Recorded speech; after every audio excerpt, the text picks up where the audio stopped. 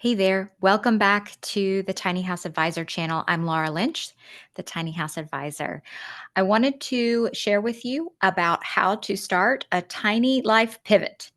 So, making the change to tiny is a really big change for most people.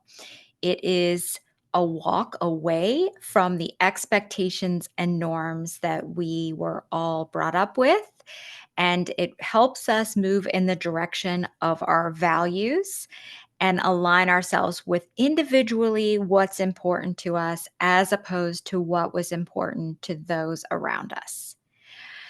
But overcoming those expectations and those normal parts of us conforming and fitting into society and family expectations, and frankly, the expectations of social media makes us have to really first overcome limiting beliefs. I recently wrote about some of the limiting beliefs that we hear about tiny living on my LinkedIn newsletter, which you can certainly check out on LinkedIn at the Tiny House Advisor. And what we hear from folks all the time is things around, oh my gosh, that sounds so interesting. I could never live like that. So, if you are considering a tiny living pivot, you are probably past the point of saying, I could never do that, but yet you're still maybe bogged down with some limiting beliefs around how can I still have the things that I enjoy in a smaller space?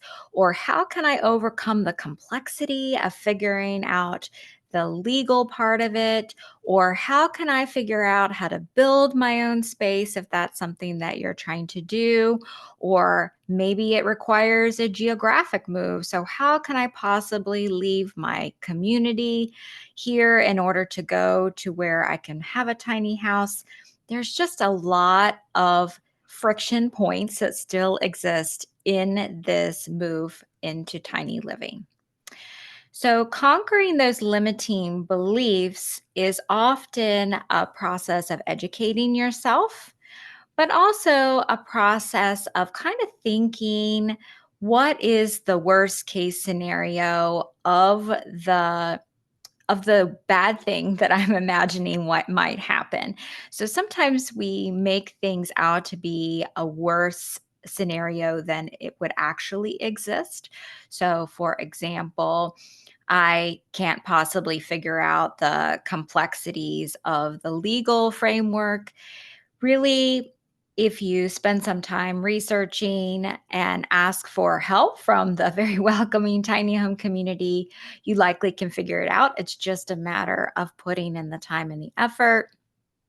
Moving outside of your community as another example.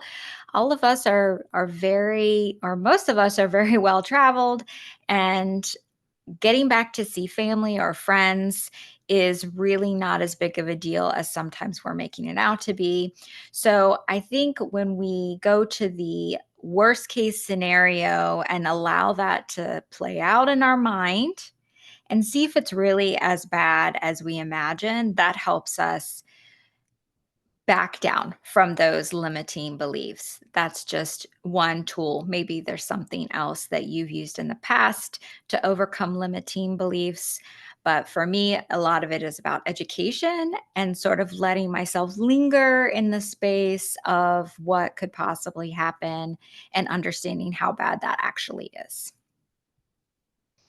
Another thing that is really important that I talk about so much is making sure that the future that you're imagining is about your values. So, if you haven't yet gotten it, if you go to my website, thetinyhouseadvisor.com, you can download a values worksheet. The values worksheet can help you figure out what your personal values are. If you know them or have already done this exercise, your future vision that you imagine really needs to align with your values. And frankly, tiny living is not in alignment with everyone's values. So, really making sure that you are crafting a future version of your life that aligns with your values is a next step. And before we can get motivated to make changes in our life, we have to visualize what is on the other side of unknown. And so, if we use our values as guideposts to help craft that vision, that can help us make sure that every step that we're taking forward is aligned with what's most important to us. And we're not just envisioning a future of tiny living that we saw on HGTV or YouTube, but we're actually creating the vision that aligns with ourselves. And I would say the third step of probably quite a few steps of making a transition to tiny living involves patience with yourself as you learn, because there are a lot of nuances to making this change. There's a lot of work involved in making the change, and often we don't know what we don't know. And so, having some patience with ourselves as we journey towards this major change in life can be really valuable. So, not everything is going to plot out perfectly all the time, and understanding that that's the beauty of the journey and that mistakes are there in life to teach us the greatest lessons we'll ever learn can be really helpful. I hear from folks that build their own homes, whether it's a tiny home or a schoolie or a van, about how difficult that learning process is and how much frustration there is in learning something totally new. And making a transition to tiny living for most people is totally new. And so there will be things along the path that you didn't expect. And so just cultivating that patience and compassion for yourself as you journey through that change in life can be really helpful. So, how to get started with a tiny living pivot? First, conquer those limiting beliefs. Second, use your values to imagine your future state. And third, learn as you go along with patience for yourself. So, if you like this video, make sure that you subscribe so you can grab more content as I release these concepts.